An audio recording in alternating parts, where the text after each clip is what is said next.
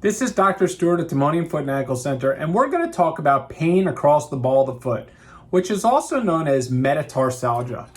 I want to show our x-rays here, and we can see that in our foot we have 5 metatarsal phalangeal joints. You need to understand the anatomy here. Metatarsal joints are where metatarsal phalangeal joints, are the joints where the metatarsal bones meet the phalanges, and the joint space is right here. So we have 1, 2, 3, 4, 5. And it's important to understand that when we walk or propulse, when we push off of our foot, we try to push off of our big toe joint. However, sometimes when the bone is a little short, as in this case, the bone is a little short, or when this bone is elevated or popping up when you look at it from the side, that ends up transferring weight across the ball of the foot. And we can develop a condition called metatarsalgia. Metatarsalgia is just the medical term for pain across the ball of the foot. People who have metatarsalgia generally complain of discomfort or achiness across the ball of the foot, and there are multiple reasons people can develop metatarsalgia. There's generally a biomechanical deformity of their foot where the toes are contracted or pulled up, and when you look at this foot model, when the toes are contracted or pulled up, they actually push back down on the metatarsals. So they push down and the metatarsals get painful underneath of here. It's common to have pain across mainly the second and third metatarsal phalangeal joints. However, people can have it all the way across. When the toes bend down at the joint, when they push down, it causes this metatarsal head to go down, and when the metatarsal head goes down, it really drives into the ground. It's a little hard to see on the foot model, I apologize, but basically the gist of it is that the bone is pressing down into the ground. So if you think of your finger as a toe, your finger is pulled up and the bone back here is going down. And when it's going down, it's driving that bone across the ball of the foot into the ground. A common cause of this is in people who have loss of fat on the bottom of the foot.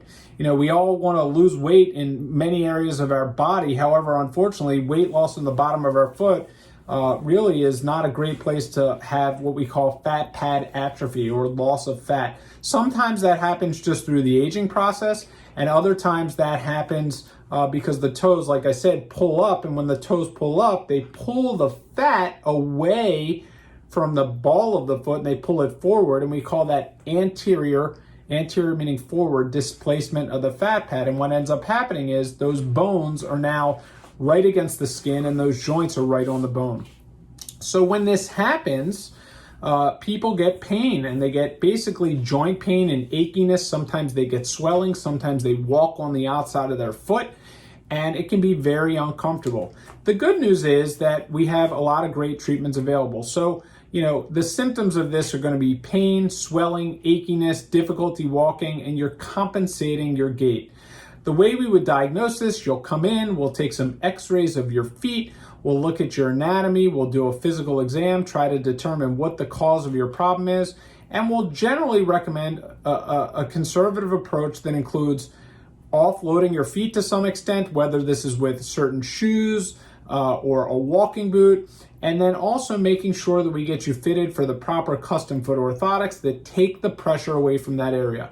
There's only 2 ways you can change anatomy. You can externally change the way that the foot sits, or internally you can operate. And again, we never operate as a first line of treatment. Operations are reserved for as a last line of defense.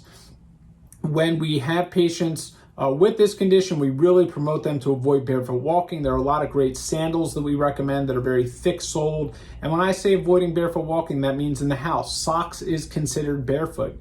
Barefoot walking is not good for many reasons. We also make sure patients stretch their calves out, as tight calf tissue can really promote an increased weight bearing on the front of the foot. And generally speaking, patients will get better with this condition with conservative care. When there's loss of fat on the bottom of the foot, there are some dermal fillers that are utilized that can be injected into the foot. We do provide those services in the office, and that's always a good non-surgical option. And if everything fails and you're not getting better, then we start operating on the feet. And what we do typically is we take these bones and we just shorten them up, and we take the bones and we shorten them up, and we cut the bones here, and we cut them here, and we shorten them back, and we fixate them with screws, and that makes an even parabola, which basically means that the bones, and see how this is a little long here, we would cut this bone and move it back so that everything's even and the weight is evenly distributed across the ball of the foot. Certainly, when you have pain across the ball of the foot or metatarsalgia, you want to again pursue activities that are lower impact in nature. You want to try to avoid running. You want to try to avoid walking for exercise. You want to focus on lower impact exercises such as biking, swimming, and seated weight training. So if you have pain across the ball of the foot or you think you're suffering from metatarsalgia, we're happy to help you. Take a look, fill out the form below, schedule a consultation, or give our office a call. Thanks.